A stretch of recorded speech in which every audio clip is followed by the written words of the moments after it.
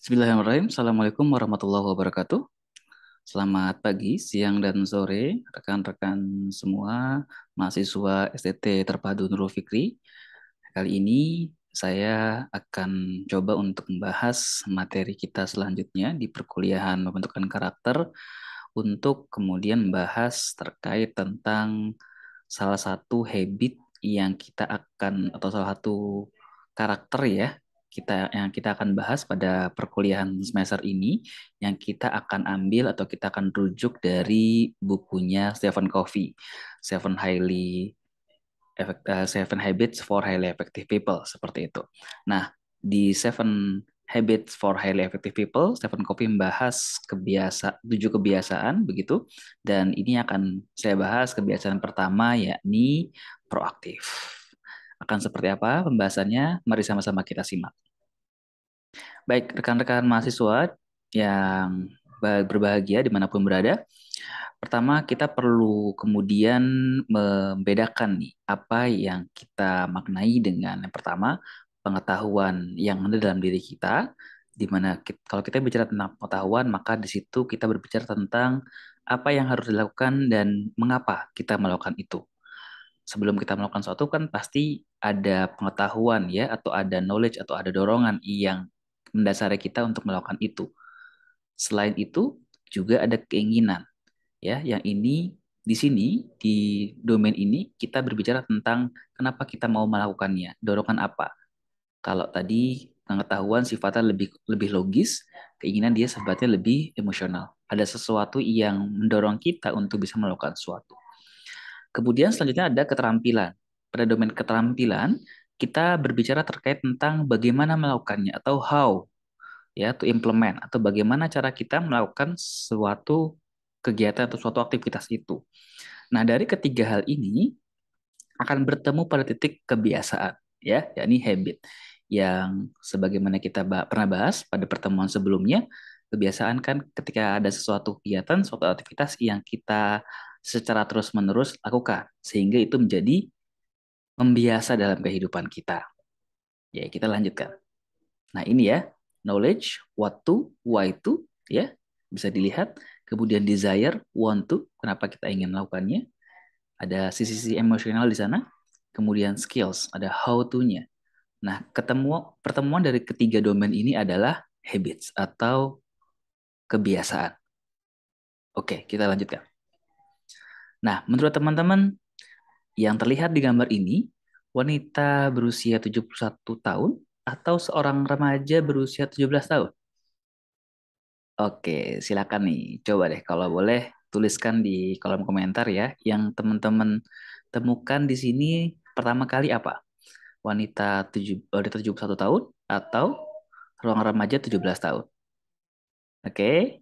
Nah, dari gambar ini bisa kelihatan bagaimana kita memandang sesuatu ya dan cara kita menjawab atau cara kita merespon atau cara kita melihat sesuatu pun juga didasari sama tadi yang kita bahas ada pengetahuan ya, ada desire dan juga ada keterampilan juga. Nah, keduanya sebenarnya kalau kita perhatikan benar nih gitu. Cuman kita lihat sudut pandang saja yang mungkin berbeda gitu ya. Entah bagi teman-teman yang menjawab ini adalah remaja 17 tahun atau seorang wanita tua berusia 71 tahun. Begitu. Nah, kita bicara juga terkait tentang kontinum kematangan atau proses menuju kematangan. Apa saja? Pertama, kita mulai dari ketergantungan manusia akan sesuatu hal. Dan ini bisa macam-macam. Dan ini bisa apa saja. Terkait materi ataupun non-materi. Nah, dari mulai ketergantungan, masuk ke tahapan kemandirian. Setelah kita tergantung, maka kita mulai untuk bisa mandiri terhadap sesuatu. Ya, sebelumnya ketergantungan kita kalau kita dulu kita coba untuk melihat dulu masa kecil kita gitu ya, kita pasti tergantung dengan orang tua kita. Makin bertambah usia kita, kita semakin mandiri. Begitu kan? Udah mulai mandi sendiri begitu ya, udah mulai pakai baju sendiri dan seterusnya. Yang awalnya kita tergantung dengan orang tua kita berubah menjadi lebih mandiri. Dan setelah mandiri, maka muncullah kesaling tergantungan. Apalagi kalau kita interaksi sudah interaksi antara orang dewasa begitu ya, antara kita dengan teman kita saling tergantung. ada benefit yang saling diberikan antara kita dengan teman kita, ya. Kalau biasa caranya, kalau dulu kita pernah belajar ya di biologi ada namanya simbiosis begitu ya. Nah, simbiosis mutualisme.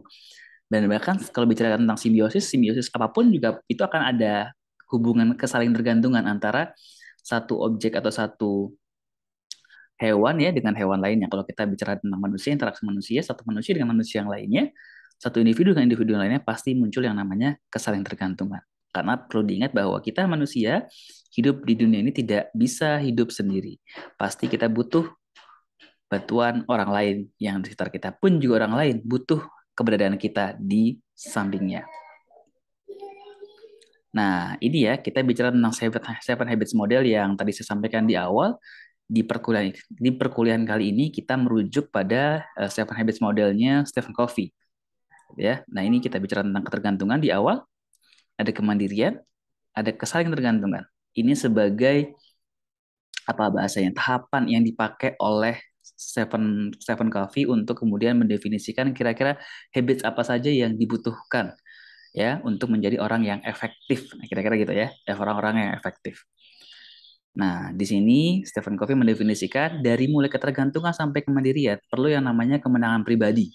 Nah, ini ya segitiga yang paling bawah ya, perlu yang namanya kemenangan pribadi. Nah, kemudian dari mulai kemandirian sampai ke saling tergantungan butuh yang namanya kemenangan publik. Sudah mulai terlihat ya. Di sini domain pribadi. Kalau bagi bagian atas, domain adalah domain publik. Ya, sudah ada interaksi antara diri dengan lingkungannya. Oke, perlu diingat batasannya ataupun tahapannya, ketergantungan, kemandirian, dan kesaling tergantungan. Oke, kita lanjutkan. Di sini Stephen Covey menandai ada berapa beberapa habits ya, ada 7 ya. Jadilah proaktif di bagian bawah. Di bagian bawah juga ada ngomongin terkait tentang mulai dengan akhir dalam pikiran. Kemudian nomor 3 adalah dahulukan yang utama. Yang keempat adalah berpikir menang-menang. Yang kelima adalah berusaha mengerti terlebih dahulu, baru dimengerti. Yang keenam, wujudkan sinergi. Dan ini semua dilingkari dengan yang namanya asah gergaji. Ya, nah ini akan menarik nih. Ini Seven Habits model ini yang nantinya akan terus-menerus kita akan bahas pada satu semester perkuliahan ini. Nah, pada kesempatan hari ini kita akan belajar di poin nomor 1-nya terlebih dahulu. Jadilah proaktif. Ini ya, jadilah proaktif. Oke, dan panjang perjalanan kita nih satu semester nih. Kita mulai dulu dari langkah pertama kita menjadi seorang yang proaktif. Bagaimana cara kita menjadi orang proaktif? Nah, kita simpan dulu pertanyaan itu. Mudah-mudahan nanti terjawab setelah selesai video ini. Pertama, yang perlu kita pahami untuk bisa menjadi seorang yang proaktif adalah pertama, tentu jangan reaktif. Ini ya, simpelnya seperti itu. Lalu ada pertanyaan nih misalkan nih, lalu bedanya apa Pak? Proaktif sama reaktif nih. Nah, nanti kita akan coba bahas. Kemudian selalu ada pilihan, gitu ya. Setiap diri kita atau setiap individu dalam melaksanakan sesuatu atau dalam menjalankan kehidupannya pasti menemukan pilihan-pilihan. Tidak mungkin Allah Subhanahu wa taala, Tuhan yang Maha Kuasa, menyediakan satu jalan doang, nggak mungkin. Pasti ada banyak jalan yang bisa kita pilih. Gitu. Nah, poin yang ketiga, kita bebas memilih dari pilihan-pilihan yang ada. Kita bebas memilih, tapi kita tidak bebas atas konsekuensinya. Di setiap pilihan pasti ada konsekuensinya, dan konsekuensi itulah yang perlu kita mengerti ada di setiap pilihan dan perlu kita bertanggung jawab atas konsekuensi itu. Oke ya, bisa dipahami ya. Pertama, kita jangan reaktif, ya. Kemudian yang kedua, selalu ada pilihan dalam kehidupan kita. Yang ketiga, kita bebas memilih, tapi tidak bebas atas konsekuensi yang ada di setiap pilihan. Ini 3 pelajaran utama dari become a proactive people.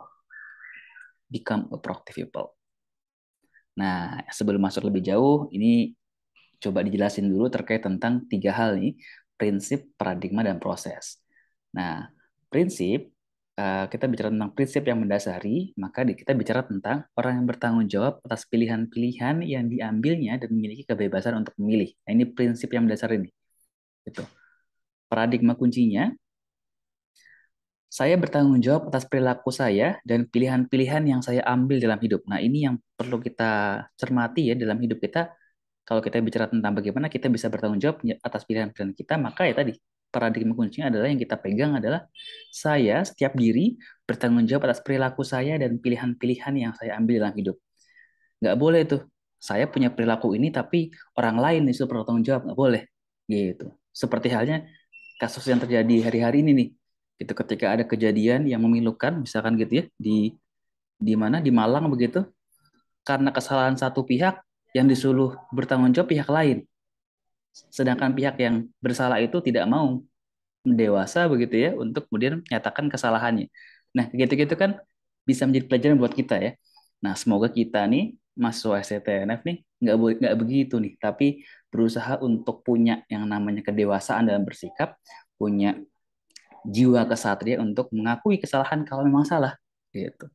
Nah, ini paradigma kuncinya dan saya bertanggung jawab atas apa yang saya lakukan. Kemudian yang kedua, saya dapat memperluas kebebasan dan pengaruh pribadi saya dengan menjadi proaktif. Nah, ini juga penting juga nih untuk kita sama-sama pahami. Proses kuncinya, kalau tadi bicara tentang prinsip dan paradigma, bicaranya lebih ke arah core-nya atau intinya. Kalau proses, kita bicara tentang, nah ini, menyadari kecenderungan reaktif dan menimbulkan respon-respon proaktif, memperbesar lingkaran pengaruh. Nah, ini kita akan coba bahas dan ini menarik. Kemudian menjadi tokoh transisi yang memberi keuntungan kepada diri sendiri dan orang lain. Dan yang keempat, melatih anugerah manusiawi kita melalui pilihan sadar dalam mengambil segala bentuk keputusan yang ada dalam kehidupan kita. Oke, kita lanjutkan supaya lebih jelas ya dari apa yang dibahas pada dua slide ini. Prinsip, paradigma, dan proses kunci. Nah, kita juga bahas terkait prinsip dan nilai-nilai nih. Prinsip bedanya apa nih? Bedanya adalah nih ya, prinsip adalah hukum alam atau kebenaran hakiki. Dia bersifat universal, abadi, menghasilkan akibat yang diramalkan, bersifat eksternal terhadap diri kita, berfungsi dengan atau tanpa kita mengerti dan menerimanya, jelas dengan sendirinya dan memampukan diri kita bila dimengerti. Ini prinsip. Tapi kalau nilai-nilai adalah nilai prioritas yang kita sangkutkan pada orang, benda, ide, atau prinsip. Dan ini bisa berbeda-beda satu dengan yang lainnya. Keyakinan dan cita-cita pilihan kita sendiri bersifat internal dan subjektif. Kalau tadi prinsip itu sifatnya eksternal, eksternal terhadap diri kita. Jadi eh, sesuatu yang ada di luar kita, kita tanggapi dengan sesuatu yang itu bicara tentang prinsip. Nah, tapi kalau nilai sifatnya yang lebih ke internal, subjektif didasarkan pada bagaimana kita memandang dunia. Begitu. Tapi baliknya adalah atau yang berpengaruh besar adalah diri kita, bukan orang lain. Kalau kita bicara nilai-nilai. Kemudian dipengaruhi oleh pendidikan, masyarakat, dan pemikiran pribadi. Nah, ini beda antara prinsip dan nilai-nilai. Nah, udah mulai masuk nih terkait tentang kejadian dan respon. Seperti tadi yang saya sampaikan ya, bahwa setiap kehidupan manusia itu pasti punya pilihan-pilihan tuh. Gitu, dan kita tidak bisa mengontrol konsekuensinya. Yang bisa kita kontrol adalah bagaimana kita memilih pertama ya area yang bisa kita kendalikan adalah bagaimana kita bisa memilih dari pilihan-pilihan itu dan kita mengetahui segala konsekuensinya dan kita tanggung jawab atas konsekuensinya itu. Nah, di luar itu semuanya, di luar kita sebagai seorang individu, pastinya kan ada banyak kejadian-kejadian, ada banyak hal-hal yang itu terjadi. Gitu. Misalkan nih, di luar kita ya kita menemui ada peristiwa kemacetan gitu. Kita misalkan lagi nyetir sore-sore begitu kan di jalan ibu kota terjadi kemacetan. Nah, kemacetan itu bukan karena kita, bukan hanya karena variabel kitanya saja di situ ya, tapi banyak lebih besar variabel orang lain yang menyebabkan kemacetan tersebut. Itu di luar kita, begitu kan ya, kita pahami itu. Kemudian fasilitas yang buruk ya, itu bukan domain bukan areanya kita tuh, gitu ya. Teman yang melakukan hal yang tidak disukai, tidak bisa kita kontrol juga, tidak bisa kita kendalikan juga. Hujan dan panas juga tidak bisa kita kendalikan juga, gitu. Nah, yang bisa kita kendalikan atas kejadian-kejadian itu yang ada di luar kita, bukan kejadiannya, tapi yang bisa kita kontrol adalah, yang bisa kita kendalikan adalah responnya. Bagaimana kita merespon masuk ke dalam bagaimana kita memilih pilihan-pilihan atas kejadian-kejadian yang ada dalam kehidupan kita. Kalau kita bicara tentang kemacetan, pilihan responnya adalah kita mau marah-marah atau kita mau bersabar dengan kemacetan itu dengan atau misalkan kita di mobil, ya udah setel aja lagu gitu ya supaya bisa lebih santai atau dengerin murotal gitu misalkan. Nah, itu pilihan-pilihan yang ada gitu ya. Tinggal kita nih, kita mau pilih yang mana. Ketika terjadi kemacetan, kita mau marah-marah, mau misuh-misuh, tapi dengan konsekuensi dia tidak ya malah menambah emosi jiwa dan tanpa menjamin bahwa masalahnya akan selesai, kemacetan akan berangsur membaik, atau ya sudah sabar saja gitu kan, berusaha untuk ya mengcalm downkan diri, ya menenangkan diri, dengerin musik ataupun murotal. Nah, itu pilihan kita. Lagi-lagi kita bicara tentang respon. Nah, ini ya tadi yang disampaikan, kita nggak boleh reaktif nih. Nah, reaktif itu maksudnya apa? Reaktif itu maksudnya adalah bagaimana orang-orang yang reaktif itu membiarkan pengaruh-pengaruh luar, eksternal diri, suasana hati, perasaan, dan situasi yang ada mengendalikan respon-respon mereka. Nah, ini ya perilaku reaktif. Kalau bicara tentang ada rangsangan, sesuatu yang di luar kita, begitu, ini langsung secara spontan direspon tanpa kemudian melihat dan mencoba untuk memasukkan kira-kira nilai yang perlu dimasukkan apa nih untuk kemudian menanggapi rangsangan yang ada di sekitar kita. Nah, terus kalau proaktif seperti apa? Nah, ini bedanya ya. Manusia proaktif yakni menggunakan ruang kebebasan yang dimilikinya untuk membuat pilihan-pilihan yang paling sesuai dengan nilai-nilai yang dianutnya. Nah, tadi seperti yang dijelasin di awal, setiap kita pasti punya pilihan. Pilihan yang kita ambil dipengaruhi oleh nilai-nilai yang kita anut. Begitu ya. Kebebasan memilih mereka makin meluas berkat penggunaan yang bijaksana dari ruang yang ada di antara rangsangan dan respon mereka. Nah, ini yang perlu kita sama pahami. Jika kita melihat di luar kita atau merasakan di luar kita ada yang namanya rangsangan atau peristiwa-peristiwa yang menggelisahkan kita atau meresahkan kita, maka kita bebas sesungguhnya untuk memilih sesuai dengan nilai-nilai. Seperti yang case terjadi ya, berapa hari kemarin begitu, beberapa hari terakhir, bicara tentang tragedi di Malang begitu, di Kanjuruhan, kita sebagai pengamat atau sebagai orang yang bebas begitu, bebas memilih untuk kemudian bisa menentukan sikap kita seperti apa, pilihan sikap kita seperti apa. Mau marah-marah di media sosial itu pilihan kita, mau bercoba untuk bersabar dan juga untuk berusaha untuk membantuin misalkan media-media yang melakukan investigasi seperti itu, untuk bisa mengungkap kebenaran tragedi tersebut seperti apa, itu juga pilihan kita juga. Atau menjadi pilihan kita juga untuk kita tidak peduli, itu juga pilihan kita juga, tergantung nilai apa yang kita anut gitu ya, tergantung nilai apa yang kita. Nah, kemudian masuklah ke responnya seperti apa. Jadi perlu ada pemfilteran ya atau penyaringan kira-kira nilai apa yang mau kita pakai sehingga responnya pun disesuaikan dengan nilai-nilai yang kita anut tersebut. Nah, ini ya reaktif, proaktif bedanya. Nah, gitu. Responsibility jadinya responsible. Nah, kira-kira gitu ya, reaktif dan proaktif ini bedanya. Di proaktif kita perlu menyaring dulu, perlu memfilter dulu dengan nilai-nilai apa pilihan kita itu kemudian dipilih. Nah, ini beberapa quote dari tokoh saya lampirkan ya, dari Eleanor Roosevelt. Saya coba sampaikan, tak seorang pun dapat menyakiti Anda tanpa persetujuan Anda. Jadi Anda lah gitu ya, yang menentukan ketika orang lain membuat satu hal yang tidak enak dengan Anda begitu, apakah Anda merasa sakit atau tidak, ya Anda sendiri yang mengontrolnya gitu. Ya respon, bicara tentang respon ya, lagi-lagi di situ. Mahatma Gandhi juga pernah menyampaikan bahwa mereka tidak mendapat merenggut harga diri kita jika kita tidak memberikannya kepada mereka. Lagi-lagi kontrolnya di diri kita. Nah, Stephen Covey pun juga sama nih. Bukan apa yang terjadi pada diri kita, melainkan respons kita terhadap apa yang terjadi pada diri kita lah yang menyakiti kita. Nih, yang perlu digarisbawahi ya. Respon kita lah terhadap apa yang terjadi pada diri kita, itulah yang menyakiti kita.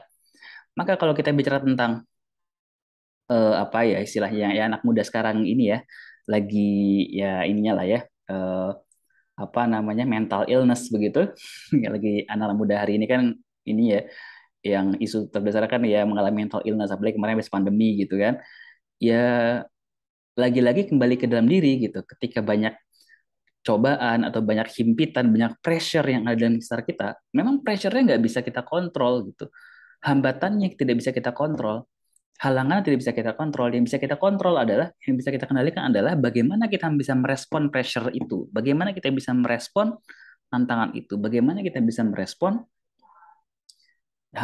himpitan itu gitu, sehingga kita ya bisa lebih tenang gitu dalam menjalani kehidupan kita. Ujungnya kan gitu ya. Nah, dilihat lagi prinsip apa yang kita pakai nih, nilai apa yang kita pakai nih gitu untuk bisa merespon segala bentuk pressure-pressure itu.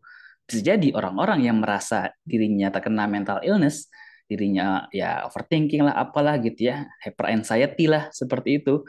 Bisa jadi karena mereka kurang tepat dalam memilih responnya, sehingga itulah yang terjadi dalam dirinya ketika mereka mendapati dirinya overthinking, hyper anxiety, kewaswasan atau kecemasan yang begitu luar biasa begitu ya. Ya karena responnya bisa jadi mengantarkan dia pada hal-hal yang negatif tersebut. Tapi kalau kita pilih responnya secara tepat, ya maka bismillah atas izin Allah lagi-lagi ya, ya kita akan bisa menghadapi problem itu dengan lebih baik.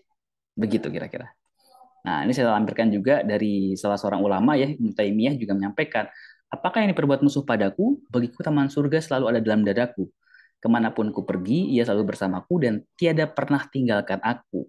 Bagi penjara adalah tempatku berkholwat, kematian bagiku adalah mati syahid, terusirku dari negeriku adalah rilah bagiku. Nah ini, seorang Ibnu Taimiyah yang dia dalam dirinya sudah punya nilai nih, sudah punya value nih, sudah punya virtue nih, yang itu kemudian ketika ada banyak hambatan, ada banyak problem, ada banyak himpitan, pressure yang kemudian sampai pada seorang Ibnu Taimiyah, maka ya dia sudah punya nilai, sudah punya virtue gitu. Nggak masalah gitu, himpitan apapun, problem apapun, pressure apapun nggak masalah bagi dia, karena dia sudah punya nilai gitu yang dia anut. Di sini pun juga Allah Subhanahu wa taala dalam Quran surat Yunus juga menyampaikan gitu. Sungguhnya Allah tidak berbuat zalim kepada manusia sedikit pun, kan tapi manusia itulah yang berbuat zalim kepada diri mereka sendiri. Yunus 44. Gitu ya. Nah, ini Allah sudah secara jelas nih menyampaikan pada kita nih. Pun juga di Quran surat Mudathir ayat 38, kullu nafsi bima kasabat nah begitu ya. Tiap-tiap diri bertanggung jawab atas apa yang telah diperbuatnya. Begitu. Kita lanjutkan nih. 4, anugerah manusiawi. Kita sebagai manusia dianugerahkan nih oleh Tuhan yang Maha Kuasa, Allah Subhanahu wa taala, 4 hal ini. Pertama, kesadaran diri. Dengan kesadaran diri ini kita mampu memeriksa pikiran, suasana hati, dan juga perilaku kita. Kemudian, hati nurani. Mengerti tentang benar dan salah serta mematuhi integritas pribadi. Nah, ini ya, hati nurani. Kemudian imajinasi, membayangkan hal-hal di luar pengalaman maupun realitas yang ada. Dan yang keempat adalah kehendak bebas, ya. Kehendak bebas, free will. Berarti seperti itu. Bertindak mandiri lepas dari pengaruh luar. Nah, sebisa mungkin ketika kita bicara tentang free will, kehendak bebas ya udah eh, negatifkan dulu segala bentuk pengaruh luar. Yang penting kita fokuskan pada diri kita, kita pilih yang mana. Jangan dulu masukin apa-apa yang disampaikan oleh orang lain. Karena kemarin ada yang nanya tuh ya, kita bingung nih Pak, gitu ya. Banyak banyak masukan dari orang lain sehingga kita bingung mau milih yang mana. Nah, serap dulu informasinya dari banyak banyak pihak begitu ya. Nah, pada akhirnya kita kita sendiri yang milih gitu.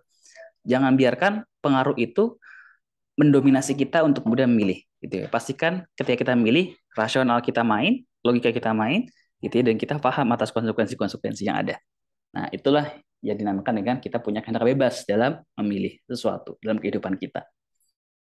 Nah, ini Coffee juga menambahkan, kita bukanlah perasaan kita. Kita bukanlah suasana hati kita bahkan bukan pikiran kita. Kemampuan untuk berpikir tentang cara berpikir adalah tanda adanya kesadaran diri. Nah, ini agak rumit ya, tapi ini yang disampaikan Coffee nih. Agak filosofis nih. Kita bukanlah perasaan kita bukanlah suasana hati kita bahkan bukan pikiran kita. Kemampuan untuk berpikir tentang cara berpikir, kemampuan untuk berpikir tentang cara berpikir kita adalah tanda adanya kesadaran diri. Nampaknya ini kalau kita lihat Coffee sedikit mengambil apa yang disampaikan oleh ini ya apa tuh cogito ergo sum ya. Aku berpikir maka aku ada ya, satu filosof Yunani saat itu, cogito ergo sum ya. Aku berpikir maka aku ada. Nah, gitu ya. Tapi kalau dalam Islam ya, ya kita ada dulu nih. Maka kemudian kita menggunakan keberadaan kita dan apa yang dianugerahkan Allah pada kita untuk kemudian bisa berpikir akal itu tadi ya. Nah, itu yang disampaikan. Itu bedanya nih. Bedanya antara Coffee dengan apa yang kita anut dalam Islam seperti itu. Nah, juga ada teori determinasi. Nah, ini sekedar pengayaan buat kita bahwa manusia reaktif menyalahkan sikap dan perilaku mereka pada hal yang mereka pikir tak dapat mereka kendalikan. Mereka merespon terhadap rangsangan seringkali dengan mengaitkan perilaku mereka pada 3 jenis determinan atau penyebab. Nah, ini ya. Nah, genetik, psikis, dan lingkungan. Sifat-sifat yang kita warisi, psikis, proses pendewasaan kita, dan lingkungan dunia sekitar kita. Nah, ini manusia yang reaktif nih cenderungnya untuk menyalahkan ketiga hal ini. Genetis, faktor psikis, dan juga faktor lingkungan. Nah, ini juga yang perlu dipahami juga nih, terkait dengan beda antara proaktif dan reaktif. Secara penggunaan ininya ya, kata-katanya nih, kita udah mulai kelihatan sebenarnya. Kalau kita bicara tentang proaktif, ya, saya mau pergi, ya. Reaktif, saya harus pergi. Proaktif, saya mengendalikan perasaan saya. Reaktif, dia membuat saya begitu marah. Proaktif, mari kita jelajahi alternatif yang ada. Reaktif, tak ada yang dapat saya lakukan. Proaktif, saya dapat.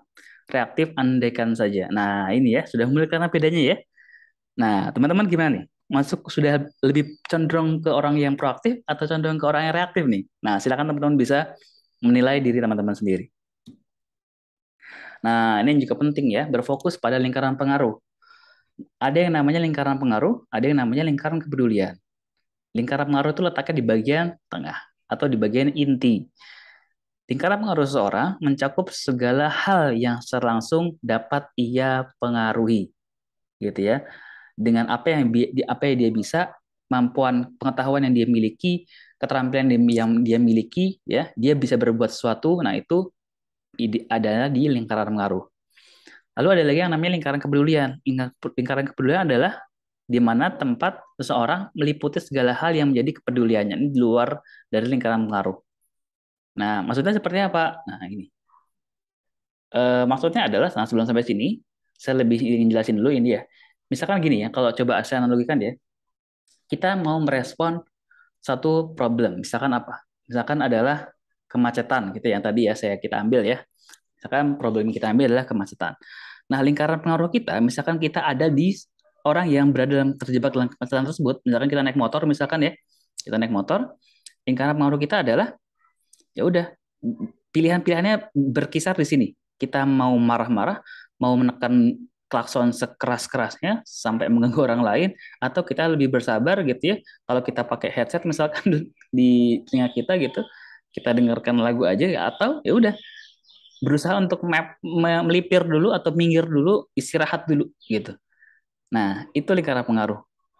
Semuanya berada di area yang kita bisa kendalikan gitu. Dan itu bisa kita pilih mau yang mana. Nah, yang di luar kepedulian kita apa? Oh, kita udah mikirin nih, wah ini gimana sih pemerintah? Ini gimana sih Pemda nih? Atau gimana sih pemerintah Provinsi Jakarta nih? Kok macet terus sih? Gak bener apa ngurusin macetan gak selesai-selesai gitu. Nah, itu area yang agak jauh dari kita gitu. Kita nggak bisa secara langsung menangani itu gitu. Karena area kita adalah ada di sekitar kita ya tadi. Either kita marah-marah di saat itu, marah-marah ke orang lain dan juga orang lain juga nggak bisa disalahkan juga gitu. Kemudian kita neken klakson keras-keras sampai ganggu orang lain juga, atau kita dengerin musik aja udah bersabar aja gitu sambil menikmati macet, atau kita minggir dulu. Nah, itu area pengaruh kita yang bisa kita lakukan saat itu. Tapi kalau kita kepedulian ya udah itu di luar kendali kita saat itu ya. Kita hanya bisa peduli aja nih gimana sih ya nih pemerintah kok gini banget, susah banget menangani kemacetan ya. Kira-kira apa nih bisa diperbuat sama pemerintah lanjutannya nih untuk bisa mereduksi kemacetan yang ada. Nah, kira-kira gitu. Nah, menjadi orang proaktif, lanjutnya di sini. Ya, menjadi orang proaktif adalah memperluas lingkaran pengaruh kita nih, gitu. Memperluas lingkaran pengaruh sehingga lingkaran kepedulian makin lama makin kecil dan makin lama bisa kita kendalikan, gitu. Berbaliknya fokus reaktif. Makin lama lingkaran pengaruhnya makin kecil karena sifatnya kita reaktif aja gitu. Tidak berpikir secara cepat atau secara pintar atau secara cerdas ya, dan apa yang kita pakai dalam setiap respon yang kita ambil gitu.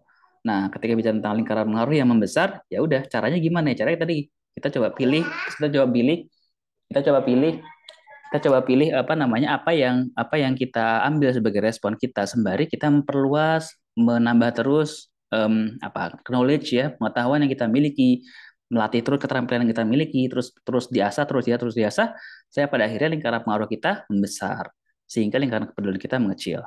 Tidak sebaliknya, gitu ya. Jangan sampai sebaliknya nih, lingkaran kepeduliannya makin besar, lingkaran pengaruhnya makin mengecil sehingga kita tidak bisa berbuat apa-apa, gitu ya. Kecuali hal yang sifatnya ya udah remeh-temeh gitu, tidak menyelesaikan masalah malah begitu. Nah, ini yang harus kita waspadai. Ujung tongkat yang lain, kita bebas memilih, tetapi tidak bebas memilih konsekuensinya ini ya. Kalau kita lagi menunjuk sesuatu nih pakai tongkat gitu ya, ya kita bebas memilih nih, tapi tidak bebas memilih konsekuensinya tadi yang kita sudah bahas di awal ya. Ini sebagai ilustrasi saja. Nah, menjadi proaktif sama dengan menjadi pemimpin. Kenapa? Karena ya tadi, seorang pemimpin kan pasti sadar dirinya, tanggung jawabnya, dan seterusnya. Dia berinisiatif, dia dalam bertindak, dan juga dalam memilih suatu, decision making, dan seterusnya. Mengakui kesalahan, berhenti menyalahkan orang lain, dan juga bertanggung jawab. Nah, itu yang bisa saya sampaikan pada pertemuan kali ini. Intinya adalah, be proactive, it means you become a great leader. Gitu ya, ketika kita bicara tentang pemimpin, ya maka ya sudah bisa dipastikan diri diri lu gitu ya, diri Anda, diri kamu adalah menjadi seorang yang proaktif. Dia sadar dirinya, sadar tanggung jawabnya, berinisiatif, bertindak memilih, mau kesalahan dan berhenti menyalahkan orang lain dan juga bertanggung jawab. Itu teman-teman semua yang bisa sampaikan pada kesempatan kali ini terkait tentang proaktif. Semoga itu bisa menjadi bahan refleksi kita dan kita pertanyakan dalam diri kita, kita sudah masuk ke yang mana nih gitu, sudah mulai proaktif atau masih reaktif begitu. Kalau reaktif, ayo bareng-bareng kita coba benahi. Kalau sudah menjadi proaktif, sedikit-sedikit kita coba terus benahi, terus benahi, terus benahi sehingga hari demi hari semakin baik dan kita menjadi orang yang lebih banyak manfaatnya untuk sekitar kita. Terima kasih banyak atas perhatiannya. Saya cukupkan, sampai ketemu lagi di materi berikutnya. Assalamualaikum warahmatullahi wabarakatuh.